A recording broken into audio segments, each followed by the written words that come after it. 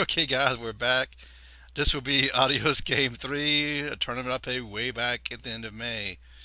My Game 3 is going to be against Empire, and this will be Blood and Glory. And the Blood and Glory for ETC is basically, I think, like if you break your opponent, you get one extra point. And I think if you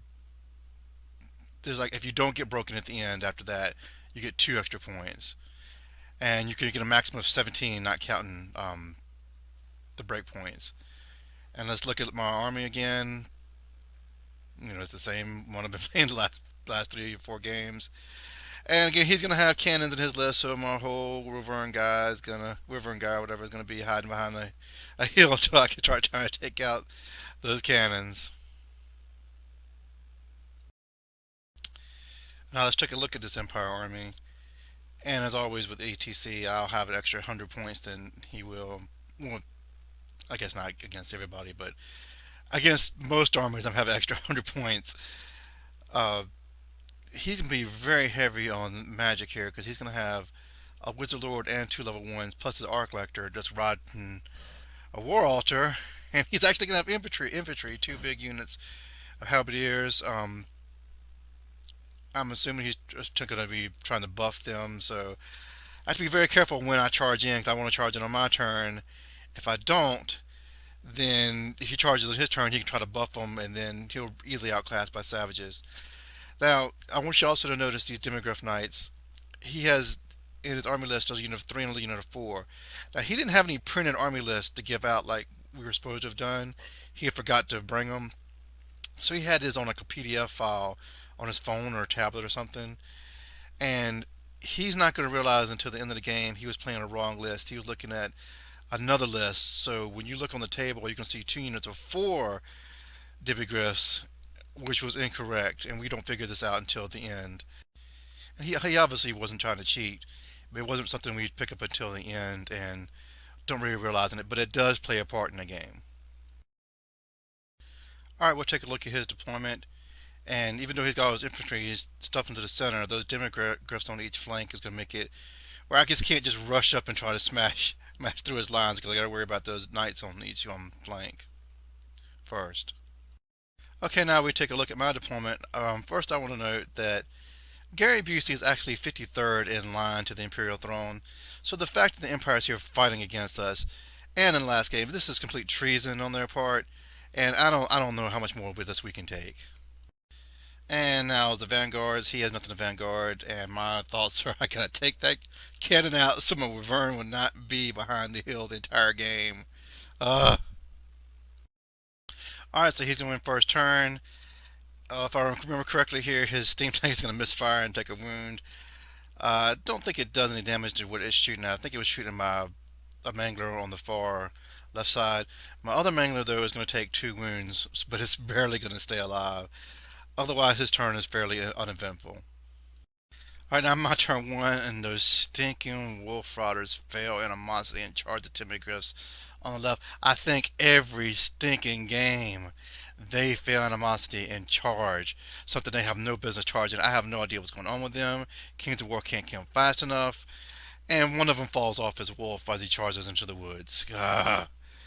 Alright, after that, I charge both his archer attachments. I think one of them just flees off the table. Other one holds. My chariot wipes him out. I don't overrun. I just plan on fleeing if he charges my chariot. And shooting and magic, I think I do another wound or two to his steam tank. Basically, the rock lobbers just go right on that steam tank every time. And his turn 2, I think basically we just completely forgot to fight the Wolf Rider Demogorgon fight up there, which is while the Wolf Riders are still alive. So he's going to charge his other Demogryphs at my chariot, which I wasn't expecting. I was figuring the Halberdiers would. So this makes me flee my wolf chariot in like a weird angle. If I'd held, he would have killed it, and then he would overrun my wolf, big boss. Instead, he goes ahead and redirects right on into my savages. If you see, I've destroyed one of his Demogryphs with Doomdiver, which I forgot to mention. So he only has 3 guys left, and he just goes in and charges into my savages, which I think is a great deal because I should take them out pretty easily. I think he's basically just hoping he can sneak through a killing blow on my great shaman here. It is going to be weird though, that angle, that wolf chariot is going to come back to bite me later on. Okay, the end of his turn is going to look like this. He does not kill and blow my great shaman, and as you can see, I beat those demigryphs. He breaks. Now he had a standard and this guy left when he broke. The standard automatically dies. Now, since he should have only had three in there, this unit should have been wiped out when the standard broke from combat. But as it is, it's counting as 1 out of 4, even though it's got 1 wound left. So it can rally normally, and this is going to be a big deal because it's blocking my savages from being able to go into those halberdiers right now. Otherwise, my other wolf riders are wiped out. I think at some point we remembered that we were supposed to fight that combat. As we take a look at this side of the table, it's just my general just biding his time behind that hill, just waiting for his moment. Okay, my turn too. Now, I could not charge his fleeing demigryph because the chariot was in the way. The chariot rallies, so basically I just have to slide my savages over a bit so they won't be blocked by that chariot. Now, my wolf riders on this side are going to charge the cannon. That cannon's probably finally, hopefully, out of the pictures. I could finally get my general from behind that hill because there's only be the steam tank to worry about. And I've done some wounds to that steam tank, so that steam tank is in danger of misfiring every time from generating steam points. I also go ahead and charge my big boss at his Hurricanum. I'm hoping that with the spear bonus and everything that I can take it out, and it's right at the table edge. Hopefully it'll flee right off and it'll be out of the way. Now going to Empire turn 3, and he's going to really surprise me by charging his Orc Collector into the chariot that was other chariot that was there. I probably should have fleed it, but in my mind I was thinking, not corner to corner things, and that if he destroyed the chariot, he'd have to overrun into my savages. But of course, he charges the corner to corner so that he can destroy my chariot and then overrun into the chariot behind it. I wasn't thinking about that. If I had, I would have just fled the chariot. After that, he moves his demigryphs up here, and it's going to trigger a fanatic. It's going to kill one demigryph. His other solitary demigryph is going to rally, and that's going to start blocking up my savages. And if you see up at the top, there's a pillow fight here where I could not wound that Hurricanum to save my life. Save my life. I think I do take out that other cannon on the hill with my Wolf Riders do, even though I think I lose 1 or 2 Wolf Riders doing it. Alright, my turn 3, and my Night Goblins feel animosity, and they're forced to charge the Halberdiers. I just wanted to slow down those units. Now I've given him free reign to just, on my turn, to destroy my unit and be able to move them freely on his turn. I can't believe that. I think his team tank right now is down to like 2 wounds, so I feel free where I can start moving my general out from behind that hill and not really have to worry too much about him dying to cannon fire.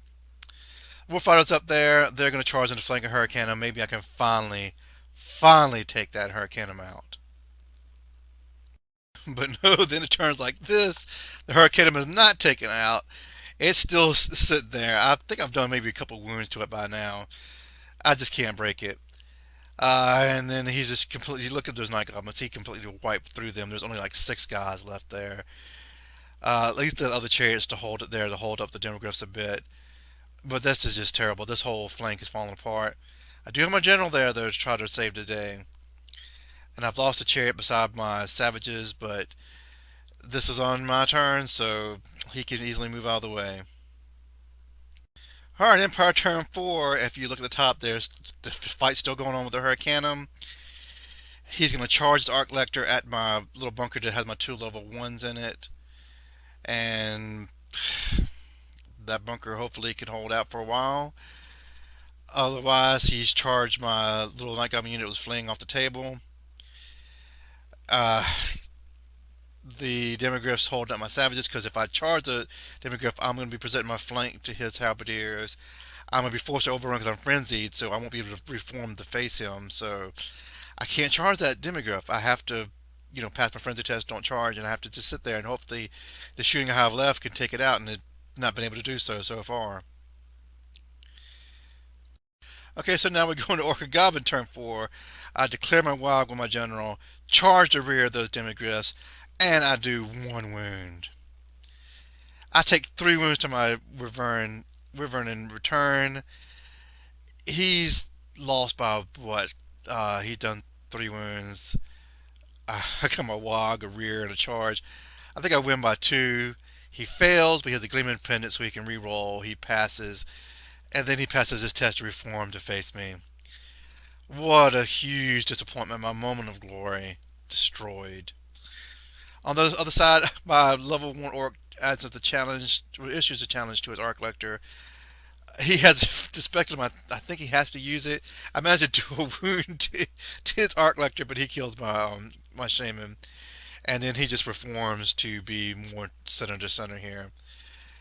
And if you finally look at the top of the table, I've lost my big boss, but my Wolf Riders have finally taken out that Hurricanum. Thank you, thank you, thank you. Okay, Empire, this should be turn 5. He charges Halberdiers, my Night Goblins, and you can see they make short work of the Night Goblins. Wiping them out. I think his team takedown was down to just one wound, maybe, so it really can't do much. Demigo's still holding me up. He's not. He can charge my savages anytime he wants to, and try to buff his guys, but he's just not even thinking about that. I guess he just. I guess he's worried he's not going to get his buffs off. And in that final fight here, he does another wound to my Wyvern. I do a couple wounds to kill another Demogryph. I actually lose because of musician, and luckily I pass. This has turned out to be a pretty disappointment on my general's part. Alright, bottom turn 5. We only have a few minutes left, so we know we're not going to have a turn 6, so I go ahead and charge my savages at his Demogryph. Uh, I destroy it and I overrun. I would have been percent my flank if we had a turn 6, but we're not going to have time for that. Uh, with my general, basically, I think I take that other Demogryph down to 1 wound. He does the last wound on my Wyvern. I can't remember who wins this one, but neither one of us break. We're both still sitting here in the combat. And this is going to be the end of the game. I could not take out his arc lector or anything with my remaining war machines. I think I have a rock lava. Well, my rock lava is probably still shooting at that steam tank trying to destroy it because that was a good chunk of points. It's only having 1 wound left. But I'm not able to destroy either one of them. I think there's 1 wound on the steam tank, so I'll get half points for that. But I just wasn't able to take it out. So we add this up and we go, oh, blood and glory. And we realize neither one of us broke each other. So we thought that, well, first of all, when we did this, originally we came up with 11-9 in his favor. And when he was telling me the scores for the Durmagriffs I wiped out, their points was much less than the other Durmagriff unit. When I asked him, I said, which one was it with the Gleaming Pendant? He told me, well, this is the Gleaming Pendant one that has this many points. I said, well, that's a lot of points difference for just a 5-point banner. And then he realizes then that he used the wrong list, and he put his list down that had the 4 Demogryphs. So he wants to go ahead and give me a 20-0 victory because, he wasn't using the right list. And I'm like, I don't want to take a 20-0 this way. I'd be happy just to make it 10-10 just to get the 1 extra point. And he just goes, are you sure about that? I said, yeah, I'm sure. I mean, it is true that without that Demogryph blocking my savages, I could have charged his guys at any time. I only need a 7, it's an average roll to make it there. But what happens if I don't make it? He could charge me, he could buff his unit. It seems that I would easily come out ahead, but maybe not. So I'm happy just making it a 10-10 instead of 11-9. But on the other side, we both thought that since neither one broke, we got the 2 extra points. So we thought it was 12-12. Tio says, no, you only get those 2 points if you've broken your opponent and then you don't get broken. Then you get the 2 points. So instead, it's going to be 10-10. Okay, so this does wind up being a 10-10 draw. And I really had a lot of fun this game. I actually voted for my opponent as best sportsman. I think I had him at the top of the list. I think he comes in second place for sportsmanship. And you might think, why would you vote for somebody best sportsman who was playing an illegal list? I was like, he didn't really have to tell me. I mean, he was put himself at risk to get the 0 for the first day and maybe get kicked out of the tournament. We told Winsmitten, because Winsmitten was actually running the tournament. Winsmitten could have easily have kicked him out of the tournament for playing the wrong list. So, I felt like he had to tell all of his opponents for the first day, hey, I had the wrong list. He had to risk getting a 0 from every guy. And I don't know what the other 2 people said, but He could have lied. He could have lied and not told us. So I felt that was a pretty honest thing to do. And probably I would have done better than 10-10 if that demographic wasn't there. But I'm happily taking a 10-10. Been 11-9 without that. So I'll take the extra point. I'm pretty fine with that. My first day, I'm basically breaking even. I the two games against Empire with his cannons really hurt my general. But I'm looking forward to day two, and then I'll see that I'm gonna play Dark Elves because they put the parents up. I look on the webpage during the night, and I see Dark Elves game four. Oh no, Dark Elves just completely wiped through Orcs because they're just a much better combat army. So I'm worried about this. But this is also the one scenario in all of ETC where there's objective in the middle and you have to leave your deployment zones to actually do something.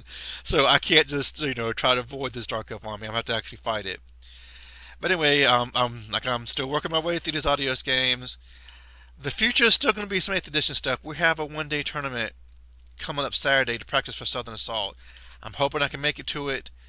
And Southern Assault is actually going to have a one-day King of War tournament on Friday. I'm really hoping I can make to that. I was not even planning to go to Southern Assault. I was thinking I'm going to save the money, but now I'm going to try to work things around where hopefully I can go to Southern Assault and make it to the Kings of War tournament and do both. And that should be a lot of fun. Now, after this year, after Southern Assault and Grow Quest and whatever the tournaments left in the area, I don't know what we can plan next year. Think we're already working our way to next year after Masters and everything, starting with Kings of War because 8th edition can't last forever. You got to find something else to play because you're going to have too much attrition. Um, we've already, I mean, there's no split I think in our community for Age of Sigmar, but at large, there's going to be people playing that probably. I have no any idea, but people can play that. People are going to want to still play 8th. People are going to play Kings of War. So you're split three ways. There's going to be rage quitters. You know, some people might say not playing Warhammer at all is a rage quit. I think rage quit is when you don't play anything. You just stack your stuff up and I'd rage quit 7th edition because orcs were terrible and dark elves were too good, and I didn't want to play my dark elves because I could make big gigantic mistakes and still win games, and I didn't want to play orcs because the game was over before I deployed. So that was basically a rage quit until 8th edition started. But hopefully we'll have things to play. Hopefully Kings of War. I just don't like that orcs and goblins are two different lists. I don't like having an ally among goblins. I want to be free to be able to have orcs and goblins because by themselves, those lists are very bland. But if you put the Kings of War orcs and the Kings of War goblins together, they have almost everything I have in my book now. Sans a few things, and I think there's a lot more flavor. I just hope I can at least do allies, but the ally system is very strict, so I can't freely have orcs and goblins together, and I really hate that. Uh, I don't know, but still have at least Kings of War on some capacity. We're gonna have 8th for a while. I want to get into X-wing. I have some things to play, but anyway, this is the long rant. I just want to thank you guys for watching this, and feel free to comment or like. And as always, thanks for listening. See you next time.